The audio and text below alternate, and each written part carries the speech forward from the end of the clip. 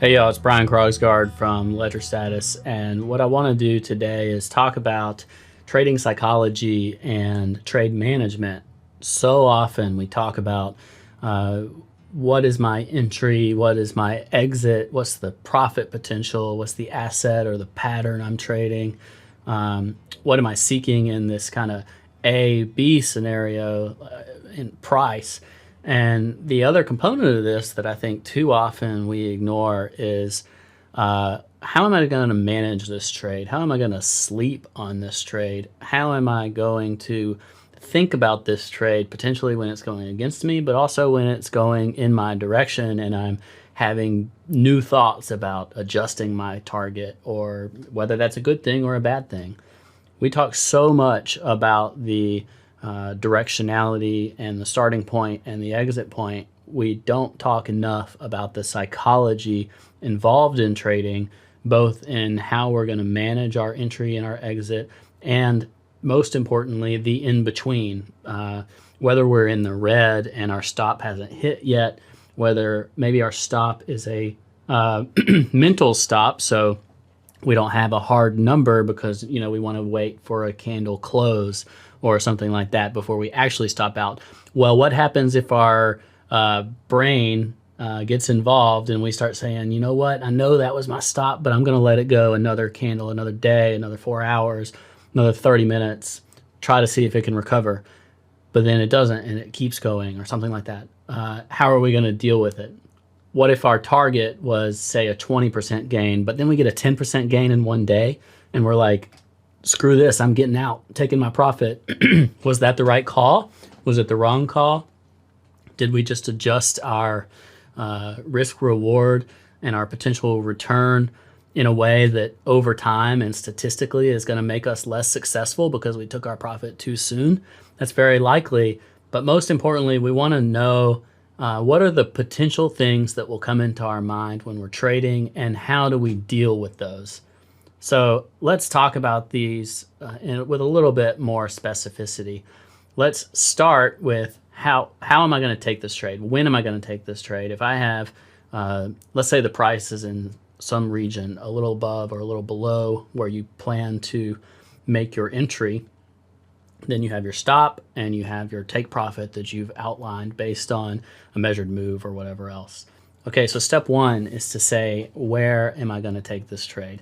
And let's make the assumption that we had some kind of breakout and now we're waiting on a retest.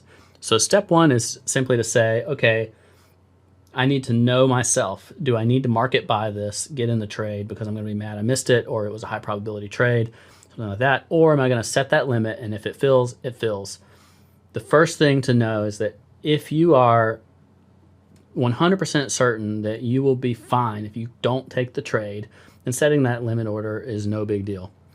But if this is a high probability trade that you feel really great about, something that's tried and true and tested for you, and the 0.25% or whatever amount of the move that you've already missed is all that would be taken away from you if you just market order, and then you're going to beat yourself up mentally over not being in the trade when it does exactly what you planned, then maybe the psychology of missing that trade will not be worth the 0.25% or whatever hit that you take just by market entering and buying essentially wherever that price is.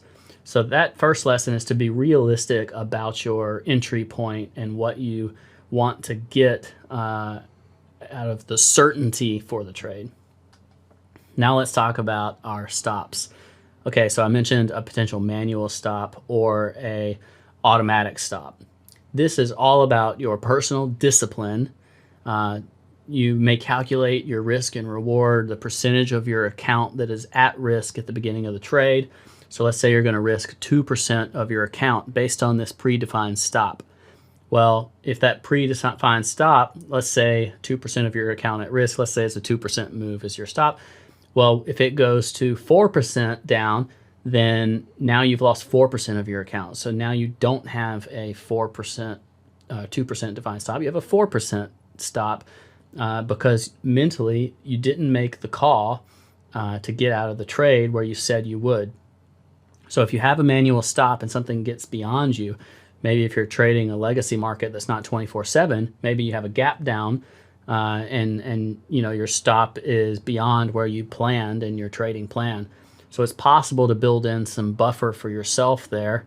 In a market like Bitcoin, where the market is 24/7, it's going to trade through that tick. And unless it's like a real significant liquidity moment, the slippage is probably not going to be so bad to affect you by, 0.5%, 1%, 2%, beyond your intended stop target, unless it's just super low liquidity, which is possible in crypto. But for the most part, when we're talking about where we're going to set our stops and things like that, if you know mentally that you're likely to carry this trade beyond your planned and intended stop, maybe you do need to set a hard line. Hey, this is where I'm out, whether I want to be out or not. That takes time. That takes a number of trades for you to think about, determine, and decide, do you have the discipline to get out manually, or are you going to sit there and hold on to hope, looking at small, 5-minute time frames, saying, I think it's going to reverse, I think it's going to reverse, and I can get out a little higher, closer to my, original entry so I don't lose money, or it's just going to go pop beyond. I'm going to stop out, and then this thing's going to go off and do what I anticipated it doing.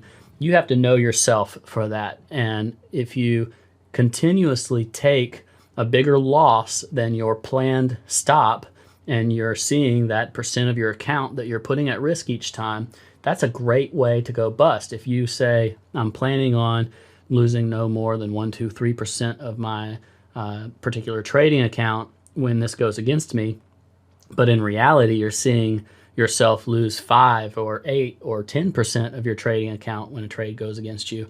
You can't do that too many times before you've made a serious dent on your overall portfolio and your capacity to survive, which is thing number one. So you need to know whether you're a disciplined trader or not, and help use that to determine whether you need an automatic, no brain involved, hardline stop. Maybe you'll get wicked, but hey, you'll probably screw yourself over more if you know how your brain works. So maybe that is worth it, even though you might have that risk of getting wicked with your stop. Finally, let's talk about take profit. When you're thinking about your take profit, people like to draw on a chart. Here's my entry, here's my stop, here's my take profit, and it's like way up there. It may be arbitrary. It may be some like point of resistance or something based on like a weekly chart. You really need to consider more realistic areas of where am I psychologically going to be tempted to take profit. And a lot of times, versus these optimistic initial, trade plans that we come up with, where we say, okay, here's my stop and here's my take profit. If we think about the reality of what if this does this in 3 days, 4 days, 7 days, 14 days, however long our trade plan, or our kind of anticipated timeline for this trade is, if it's a scalp or a swing trade or something, how are we actually going to respond psychologically to what the price action could be? And a good way to think through this is to play it out in your mind. What if you do get that 10% candle in one day? Do you think that you will just say, boom, I'm out. This is just too much in one day. I got to get out of here. Or are you going to wait for the potential retrace back to your entry position, and then you're mad at yourself, and you're eating in on yourself psychologically because it retraced and you could have taken that 10% profit after just a day of being in the trade? Or do you have that kind of fortitude to stick with it?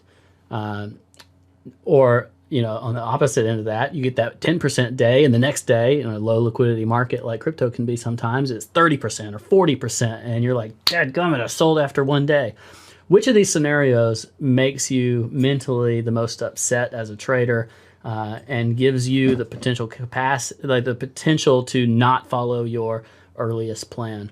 So what we're doing there is we're identifying our potential weaknesses in our own trading, and we're trying to eliminate those weaknesses from the way we execute the trade. So if you know that you're going to be really upset with yourself if you take that 10% profit when there's another 20, 30, 40% profit in the few days following, then maybe you need to be willing to take the drawdown if it loses that 10% and stick with the original trade plan, and remind yourself of that as you're in the trade. if you're the type of person that can see another 50% of upside in a trade and it doesn't matter to you because look, you got your 10%, then that's the type of trade management that might be acceptable for you because you have the capacity to walk away and be totally fine because you know there's another trade, another day, and you're good to go. Different traders have different responses to this kind of stuff, and the way that your brain works while you're in the trade is all about you and knowing yourself and having experience in a market to be able to have this familiarity with your own psychology and your own responses that you'll have internally as the trade evolves. That's a lot of stuff to think about that has nothing to do with, something that looks good on paper or in a tweet of like, oh yeah, here's this trade idea. That's not the trade idea. That's the trade management, and it's the trade psychology. And the trade psychology and your own trading psychology, your own tendencies, those are things that you need to know, and then use what you know about yourself to impact your actual trade ideas. So that may lean you towards these tighter trades with tighter stops and smaller take profits. Or it may lean you to have much looser trades that last much longer. Maybe your trade plan is 30 days or more, but you got a really loose stop and you have a much more significant take profit, and you know it's going to take time. That's the type of stuff that you want to learn about yourself so that you can more effectively create a plan and know that you have the capacity to follow the plan.